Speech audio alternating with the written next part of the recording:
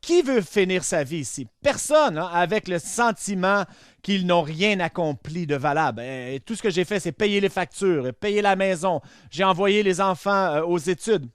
Et si on termine notre vie et on n'a pas ce sentiment d'avoir fait la différence dans le monde et faire de ce monde une meilleure place, eh bien, on laisse ce monde avec un vide. Chacun d'entre nous, on a un appel pour faire une différence dans notre monde.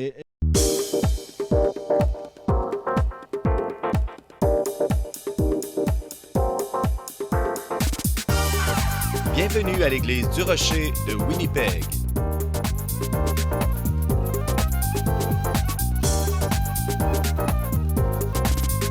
Demeurez avec nous pour un autre message qui provoquera votre pensée du pasteur Mark Hughes.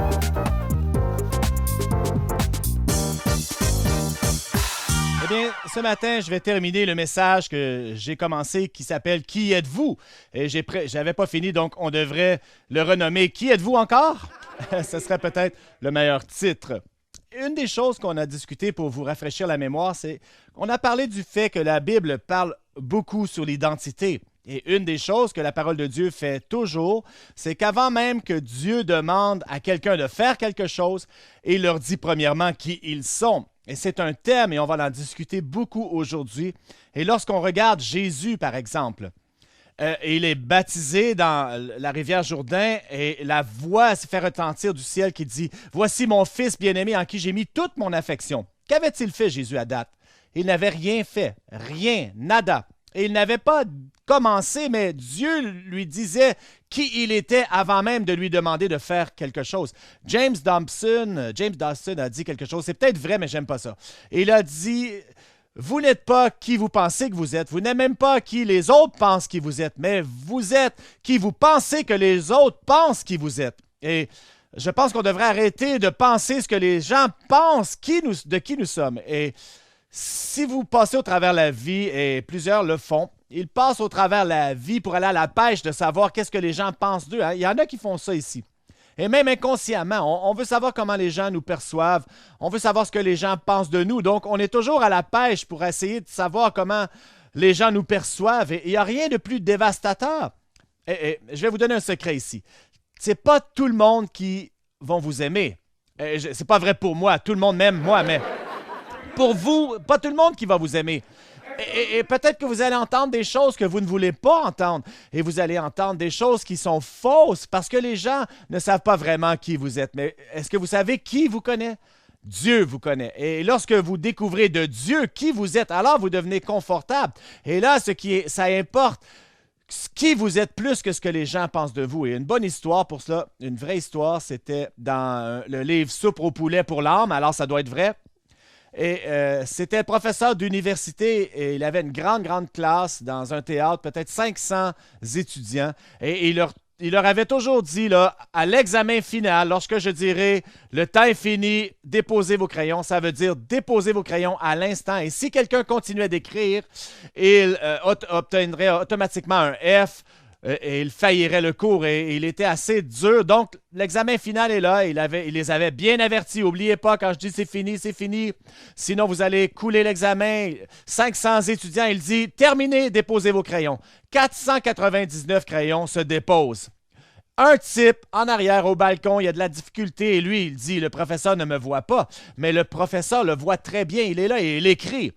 Alors, les étudiants reviennent un à un dans cette grande foule hein, et ils remettent leur examen dans un cartable bleu et ils les mettaient sur le bureau. 499 filières bleues, chemises bleues d'examen. Et le dernier arrive, hein, celui du balcon, il a pris un peu plus de temps, il se présente et le professeur le regarde et lui dit « Je sais que tu penses que je ne t'ai pas vu, mais je t'ai vu. Et je sais que tu n'as pas déposé ton crayon quand je l'ai dit et je t'avais averti. Alors, tu vas avoir un échec, un F. » Et là, l'homme commence à plaider. Il dit « Mes parents vont me tuer si j'ai un échec dans ce cours. » Alors, le professeur dit « Je t'avais averti plusieurs reprises, aucune exception.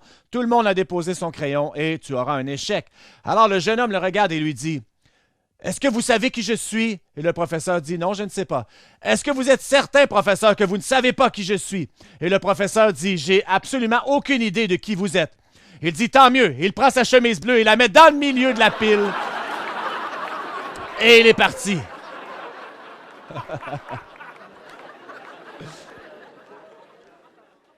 Alors, ça peu importe ce que les gens pensent de qui vous êtes, en autant que vous savez qui vous êtes. Alors, nous sommes dans Jérémie, le premier chapitre, au verset 4. La parole de l'Éternel me fut adressée en ces mots. Avant que je t'ai formé dans le ventre de ta mère, je te connaissais. Avant que tu sois sorti de son sein, je t'avais consacré et établi prophète des nations. Je répondis, ah Seigneur éternel, voici, je ne sais point parler, car je suis un enfant. Et l'Éternel me dit, ne dis pas je suis un enfant, car tu iras vers tous ceux auprès de qui je t'enverrai, et tu diras tout ce que je t'ordonnerai. Ne les crains point, car je suis avec toi pour te délivrer, dit l'Éternel. Puis l'Éternel étendit sa main et toucha ma bouche, et l'Éternel me dit, voici, je mets mes paroles dans ta bouche. Et moi, j'aime cette histoire parce que c'est une histoire de découverte personnelle. Jérémie, un jeune homme, il ne sait pas qui il est. Dieu se présente et lui dit premièrement qui il est. Et il dit, je te connaissais avant que tu sois formé dans le ventre de ta mère. Et la dernière fois, là, j'ai parlé beaucoup de ça, à quel point c'est important que Dieu nous ait choisis avant la fondation du monde. Et il connaît chacun d'entre vous. Il n'y a pas d'accident dans ce monde. Il n'y a pas d'erreur. Il n'y a pas personne ici qui ne devrait pas être ici. Le fait que vous existez, le fait que vous soyez venus au monde est un miracle en lui-même parce que les chances que vous existiez sont minimes. Alors, ça veut dire que selon la parole de Dieu, Dieu t'a choisi, il te connaissait avant même que tu sois né. Mais tout ce qui est transpiré de la vie de tes parents, il savait que toi, tu venais dans ce monde. Alors, tu as été choisi avant la fondation du monde. Et ce dont on veut parler aujourd'hui, on va parler de trois choses. Et voici ce qu'on trouve dans ce passage. Premièrement, il te connaît. Deuxièmement, il t'appelle. Troisièmement, il t'équipe. Regardons ces trois choses. Il te connaît, il t'appelle et il t'équipe. Je ne vais pas passer beaucoup de temps sur le premier, on en a parlé la dernière fois, mais j'aimerais quand même toucher un peu. Il te connaît. Avant que tu sois formé dans le sein de ta mère, qu'il t'ait formé, il te connaissait. Comprenez que même si c'est écrit pour Jérémie, ça s'adresse à Jérémie et c'est son voyage à lui, sa vie, je pense qu'on peut l'appliquer, cette histoire et ce paradigme pour chacune de nos vies. Et la première chose, c'est qu'il te connaît. Il n'y a rien de plus important que ça. Je vous rappelle une histoire ici, c'est dans Luc 10. C'est Jésus avec ses disciples. Finalement, il les avait formés au moment où il croyait qu'ils étaient assez prêts pour partir. Ils étaient 70 et il les envoie deux par deux, disant « Guérissez les malades, purifiez les lépreux, ressuscitez les morts, chassez les démons. Vous avez reçu gratuitement, ne demandez rien. » Il les envoie deux par deux. Et ça dit que les disciples sont revenus se réjouissant, disant « Même les démons nous sont soumis en ton nom. » Ils étaient vraiment excités et ils ne s'attendaient pas à ce genre de succès. Ils ne s'attendaient pas à ce genre de démonstration de la puissance de Dieu. Et je pense que la parole dit qu'ils étaient vraiment incroyablement étonnés à cause de la puissance de Dieu. Et Jésus répond. Il dit « J'ai vu Satan tomber sur la terre comme un éclair avec le tiers de ses étoiles. » Et il dit « Voici, je vous donne autorité sur toute la puissance de l'ennemi. Et vous marcherez sur les scorpions, les serpents, et ils ne vous feront aucun mal. » Et ensuite, il dit « Mais ne vous réjouissez pas que les démons vous sont soumis, mais plutôt réjouissez-vous que votre nom soit écrit dans le ciel. » Est-ce que vous avez compris ceci? Que leur disait-il? C'est beaucoup plus important qui vous êtes que ce que vous faites. Ce que tu fais, c'est bon. Je suis content que vous soyez excités, mais ne vous réjouissez pas sur ce que vous faites, mais plutôt de qui vous êtes. Et c'est le fait de qui vous êtes en Christ, le fait que ton nom est écrit dans le ciel, que tu aies l'habilité de faire ce que tu fais. Alors, la première chose et la plus importante, c'est de découvrir qui nous sommes en Christ.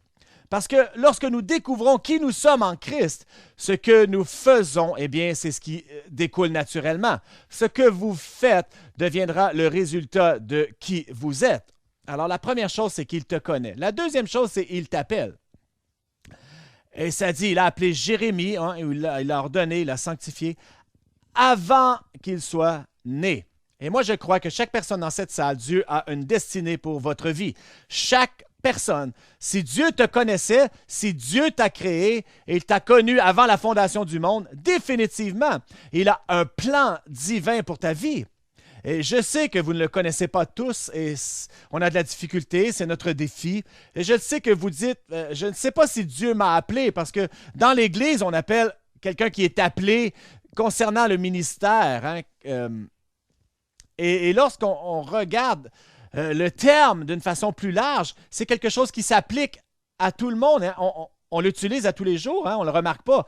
Quand on voit quelqu'un qui est vraiment bon, on dit, il a vraiment trouvé son appel. On va l'utiliser d'une façon, pas un mot d'église. Il a vraiment trouvé son appel. Ou bien, si vous voyez quelqu'un qui ne fait rien et là, ils essaient quelque chose, ils l'ont essayé une fois, il serait bon. Là, on dirait, il a raté son appel. Il aurait dû faire ça parce qu'il est bon. Et laissez-moi vous conter l'histoire de Captain Don. Captain Don, je l'ai rencontré il y a à peu près 1 an lorsque j'écrivais mon livre. Et j'ai rencontré ce type. Captain Don est un capitaine certifié. Il a un bateau et il est retraité. Je l'ai rencontré, il avait 67 ans et voici ce qu'il faisait pour gagner sa vie.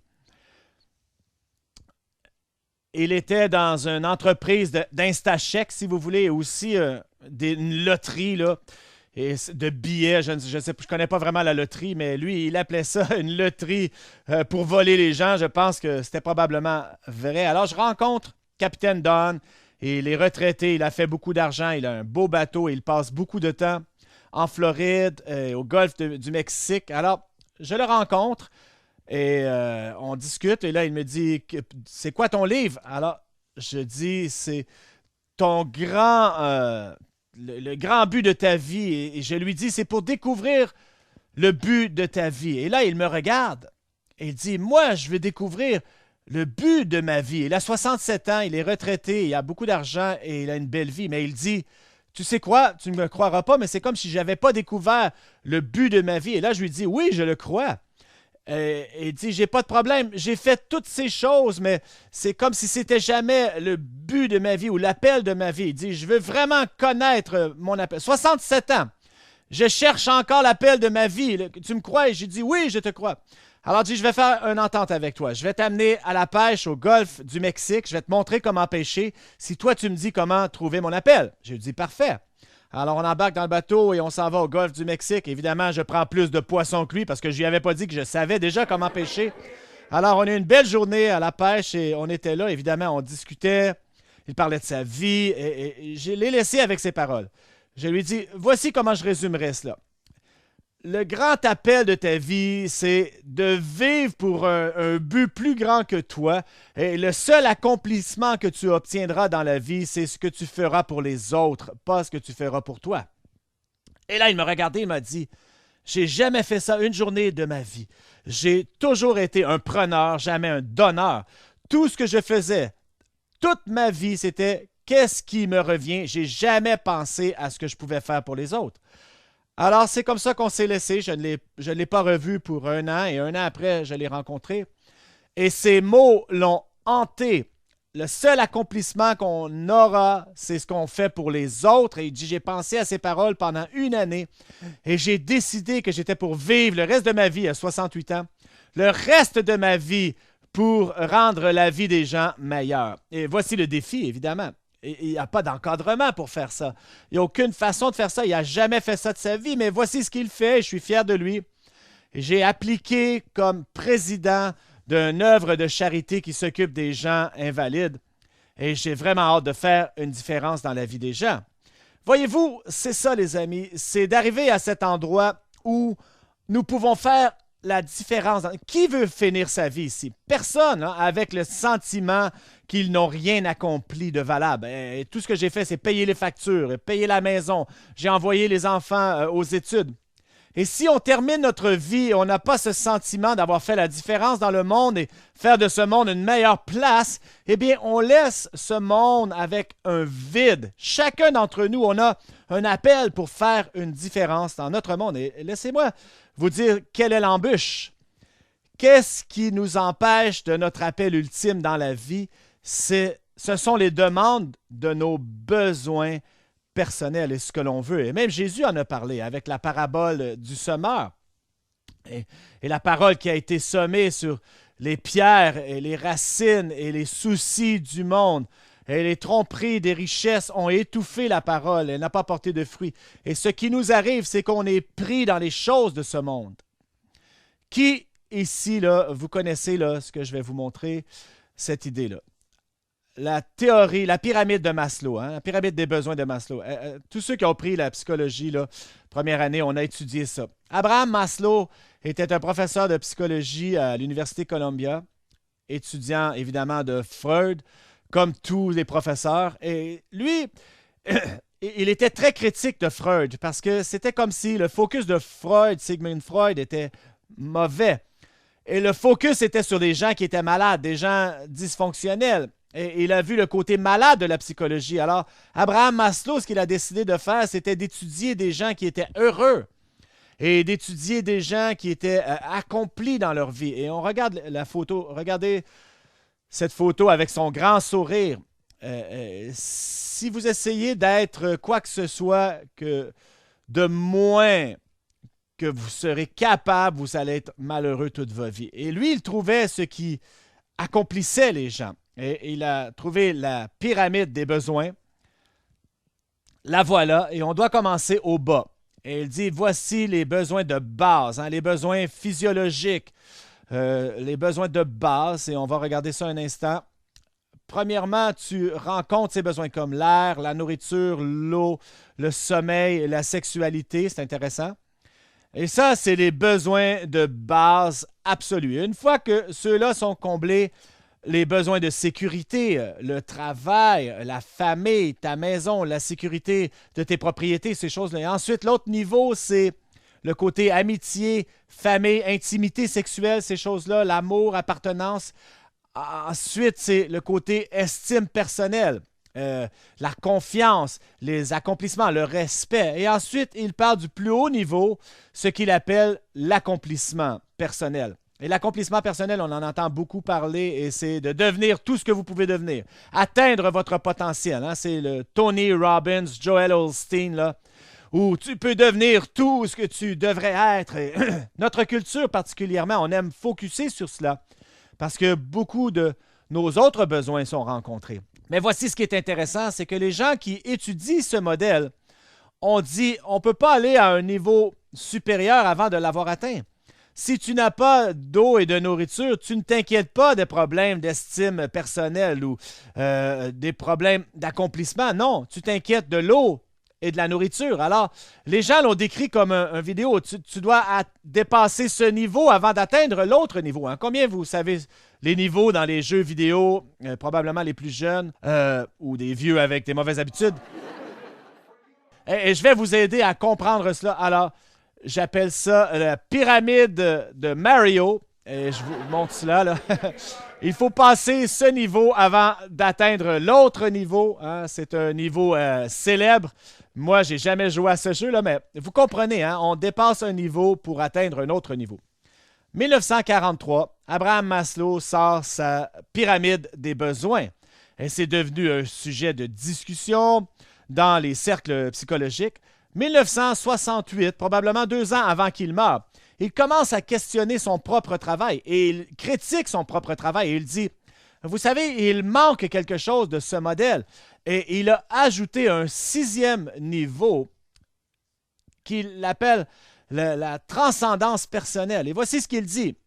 Il y a quelque chose de pas bien avec l'accomplissement personnel parce que ce qu'ils sont, ils sont focusés sur moi et moi-même et mes propres besoins.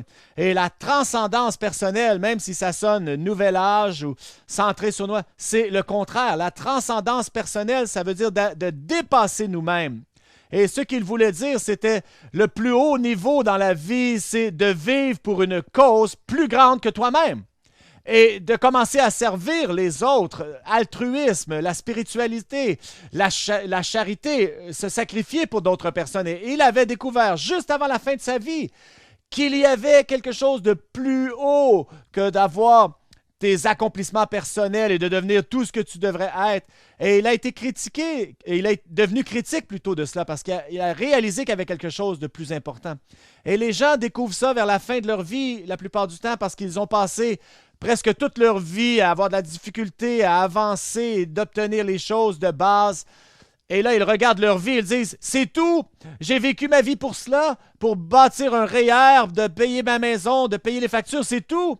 Il n'y a rien de plus à la vie. » Et oui, la réponse est oui, il y a plus que ça. Et ce qui est fascinant, c'est que les gens disent « J'aimerais me rendre à la transcendance personnelle ou suivre les autres ou vivre d'un but plus grand que moi-même, mais je ne peux pas parce que je suis dans un autre niveau plus bas. Je n'ai pas passé le niveau 1, je n'ai pas passé le niveau 2. » Laissez-moi vous dire, Jésus arrive et il prend cette pyramide et la tourne à l'envers, complètement.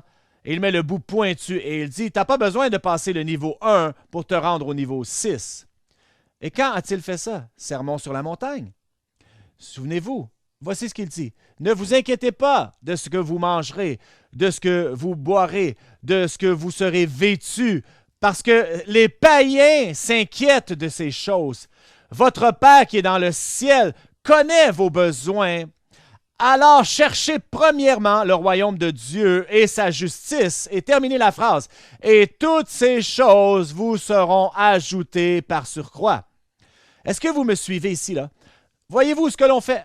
Les païens, ce que les gens font aujourd'hui, c'est qu'ils passent toute leur vie à rechercher comment s'habiller, ce qu'ils vont porter, ce qu'ils mangent, ce qu'ils boivent, où ils vivent, la voiture, toute leur vie à la poursuite de ça et n'atteignent jamais quelque chose de plus satisfaisant. Tournez tout à l'envers. Si vous cherchez premièrement mon royaume et ma justice, si vous cherchez premièrement le grand appel, ta destinée pour vivre pour une cause plus grande que toi, il dit, je m'occuperai du reste. Et ne manquez pas ici le but. Il ne dit pas, quitte ton travail, va te promener partout. Non, non, c'est pas ça qu'il dit ici. Et il dit, place tes priorités dans la vie. Ne pense pas pouvoir aller au plus haut niveau parce que tu n'as pas réglé les premiers niveaux. Il dit, mon travail, c'est de m'occuper de ces premiers niveaux pour toi. Et toi, votre travail, c'est de commencer à faire votre appointement divin, ce que je vous ai appelé à faire, vivre pour quelque chose de plus grand. Et laissez-moi illustrer avec la vie de Jésus. Je vous ai déjà raconté sa vie. Dans Luc 10, il les envoie et il leur dit ceci. Je veux que vous guérissez les malades, purifiez les lépreux, ressuscitez les morts, chassez les démons, revenez. Et lorsqu'il les a envoyés pour faire cela, écoutez, il leur a dit autre chose aussi. Il leur a dit, voici ce que je veux que vous fassiez. Allez, sans avoir 2 tuniques, n'amenez pas 2 paires de sandales, n'amenez même pas un sac, n'amenez pas d'argent. Et il dit, je veux juste que vous alliez et moi, je vais m'occuper de vous. Une grande expérience, n'est-ce pas? Imaginez, là, partir en voyage, pas de portefeuille, pas de vêtements, vous allez puer. Mais il les envoie. Et lorsqu'ils sont revenus, là, ne manquez pas l'histoire, il n'y en a pas un qui a mentionné cela 1 an plus tard. C'est presque 1 an plus tard. Et Jésus leur dit, vous vous souvenez lorsque je vous ai envoyé, et je vous ai envoyé sans argent, sans vêtements de rechange, de sac, est-ce que vous avez manqué quelque chose? Et ils ont dit, nous avons manqué de rien. Alors pensez à ceci. Lorsqu'ils sont revenus de leur voyage, est-ce qu'ils étaient excités que leurs besoins physiques ont été rencontrés? Non, ils n'en ont même pas parlé, même si on en a pris soin. Mais ils ont mentionné que les démons étaient chassés dans le nom de Jésus. L'excitation, c'était l'intention et le but dépasse les besoins personnels. Quand tu vis pour ton but, pour un appel plus élevé, tout le reste se faiblit en comparaison. Ça n'a plus d'importance. Et c'est là où on veut se rendre dans la vie. On veut se rendre à cette place où on est tellement excité que Dieu nous utilise d'une façon significative. Et on découvre en cours de route que Dieu prend soin de nos besoins de base. Il l'a promis. C'est une promesse, c'est dans la parole de Dieu. Mon Dieu pourvoira tous vos besoins selon sa richesse et sa gloire en Jésus-Christ. Alors la première chose, c'est il te connaît. La deuxième chose, il t'appelle. Et la troisième chose, ne ratez pas cela, c'est qu'il t'équipe. Tout ce qu'il va t'appeler à faire, il va te qualifier. À chaque fois qu'il demande à quelqu'un de faire quelque chose, il l'équipe. Il ne choisit pas des gens déjà qualifiés. Est-ce que vous avez remarqué? Regardez le livre. Jérémie, est-ce qu'il était qualifié? Il ne pensait pas d'être qualifié. Non. Et il dit, je ne peux pas faire... Non, je suis un jeune homme, je suis un enfant, je ne peux pas faire ça. Ne t'inquiète pas de cela, Jérémie. Je vais m'occuper de toi. Et moi, je vais mettre dans ta bouche les paroles. Et il l'a qualifié. Moïse, se sentait-il qualifié? Pourquoi pas? Et il parlait lentement, il bégayait. Et il dit, je ne peux pas faire ça, je ne peux même pas parler. Et Gédéon était qualifié, lui, oui. Êtes-vous fou? Gédéon avait la plus grande liste d'excuses. Il dit, je ne peux pas y aller, je suis le dernier de ma famille, et notre tribu est la plus petite des tribus de Manassé. Je suis un perdant, je viens d'une lignée de perdants, choisis quelqu'un d'autre. Jésus lui dit, non, tu iras, homme puissant de valeur, et tu vaincras les Madianites comme un homme. Dieu choisit des gens qui ne sont pas capables. Et s'il t'appelle pour faire quelque chose, que tu es déjà bon, eh bien, ça ne sera pas ton appel.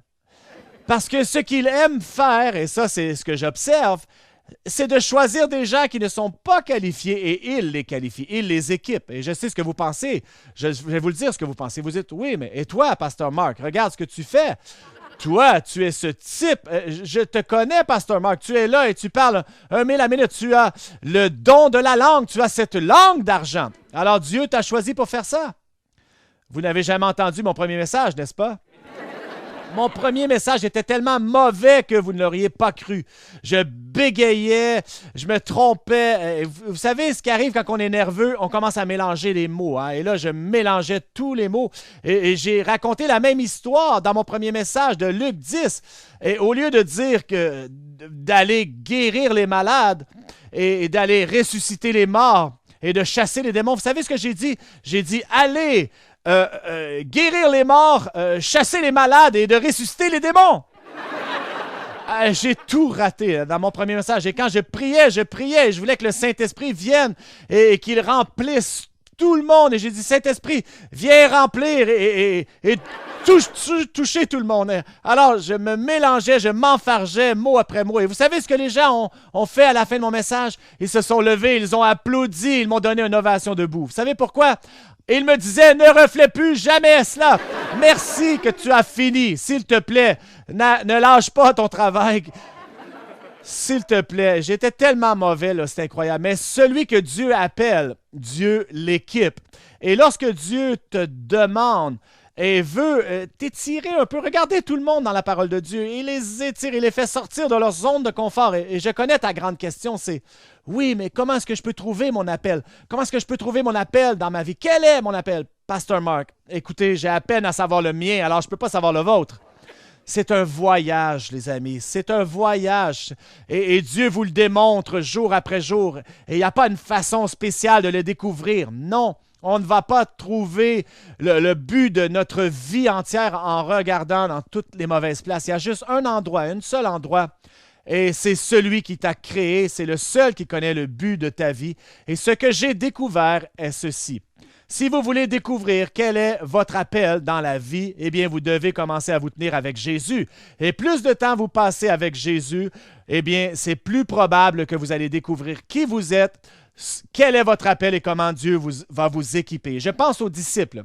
Est-ce que les disciples étaient qualifiés lorsque Jésus les a appelés? Non, mais les pire pécheur même qu'on pourrait trouver, la Galilée. Est-ce que quelque chose de bien pourrait sortir de Galilée? Et il choisit ces 12 hommes.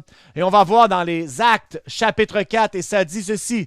Lorsqu'ils ont vu l'audace avec laquelle Jean et Pierre parlaient, ils étaient émerveillés parce qu'ils reconnurent que c'étaient des gens sans instruction et sans formation. Et ils savaient qu'ils avaient été avec Jésus.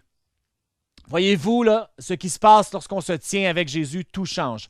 Parce qu'il commence à travailler de l'intérieur vers l'extérieur et notre appel devient apparent. Il te connaît, il t'appelle et il t'équipe. Et Dieu a un plan pour ta vie, un plan plus grand que toi-même.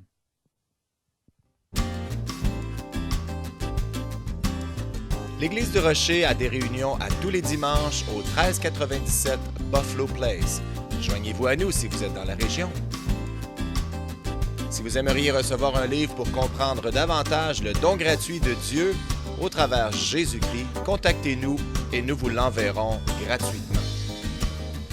Visitez notre site web au www.churchoftherock.ca. Merci d'avoir été avec nous et que Dieu vous bénisse.